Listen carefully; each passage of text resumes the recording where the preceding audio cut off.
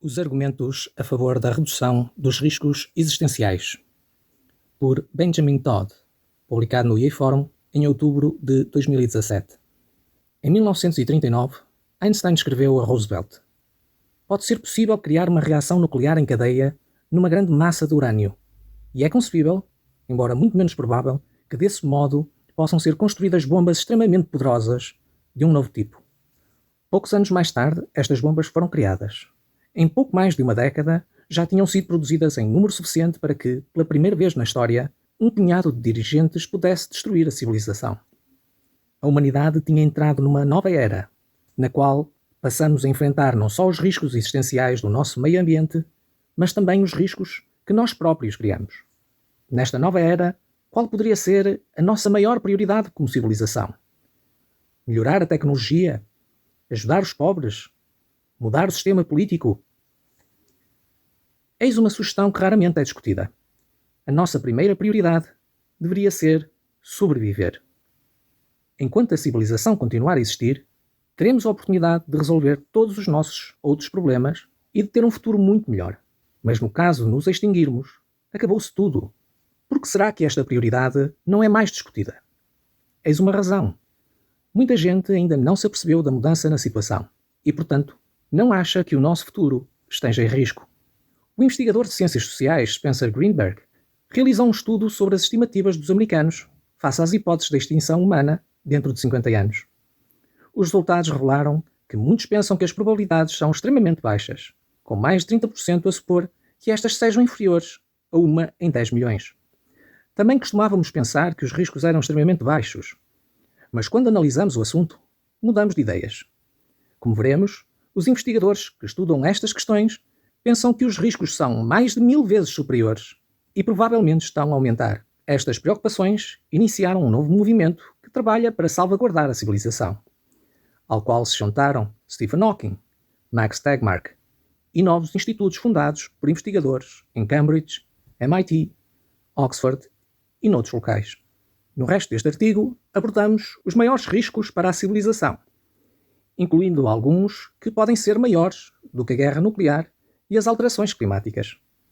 Depois, defendemos a ideia que a redução destes riscos pode ser a coisa mais importante que fará com a sua vida e explicamos exatamente o que se pode fazer para ajudar.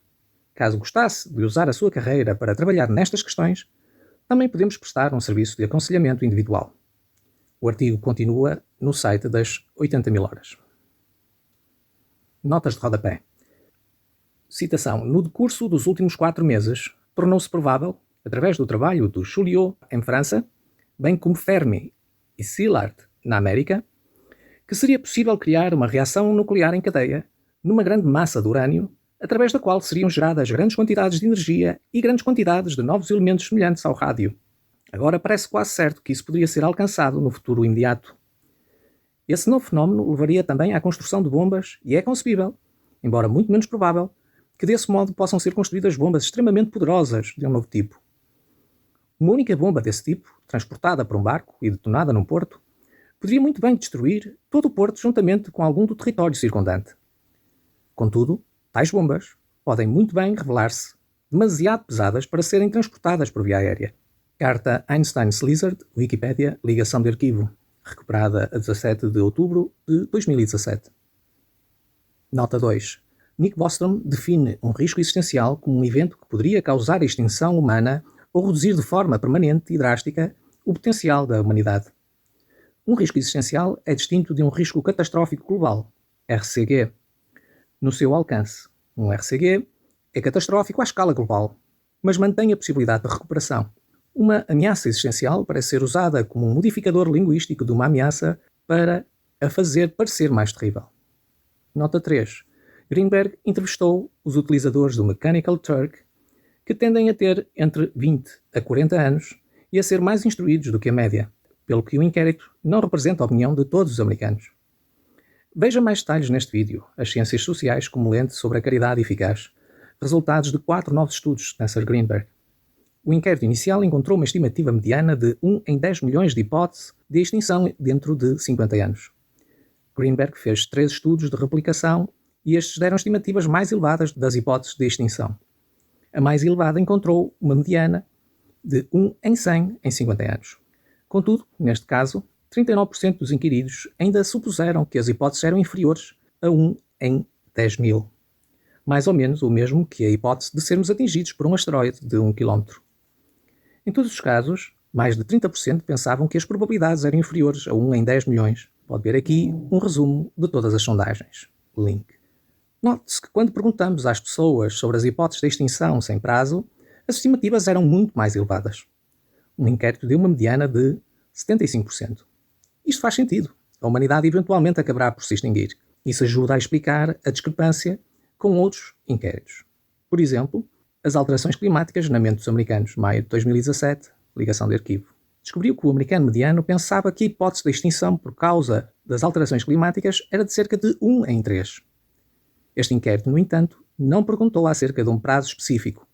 Quando Greenberg tentou replicar o resultado com a mesma pergunta, encontrou um número semelhante, mas quando Greenberg perguntou acerca da probabilidade de extinção devido às alterações climáticas nos próximos 50 anos, a mediana caiu para apenas 1%. Muitos outros estudos também não têm uma amostra correta de estimativas de baixa probabilidade. As pessoas normalmente não respondem 0,00001%, a menos que a opção seja explicitamente apresentada. No entanto, como poderá ver, este tipo de inquéritos tendem a dar resultados muito instáveis. As respostas parecem variar sobre a forma exata como a pergunta é feita e sobre o contexto.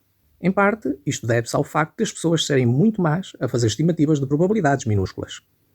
Isto torna difícil dar uma estimativa rigorosa daquilo que a população em geral pensa. Mas nada daquilo que descobrimos refuta a ideia de que um número significativo de pessoas, digamos mais de 25%, pensa que as hipóteses de extinção a curto prazo são muito baixas e provavelmente inferiores ao risco isolado de sermos atingidos por um asteroide. Além disso, a instabilidade das estimativas não parece ser motivo de confiança de que a humanidade esteja a lidar racionalmente com estes riscos. Publicado originalmente por Benjamin Todd no EA Forum, a 1 de outubro de 2017. Tradução de José Oliveira. Locução: José Oliveira.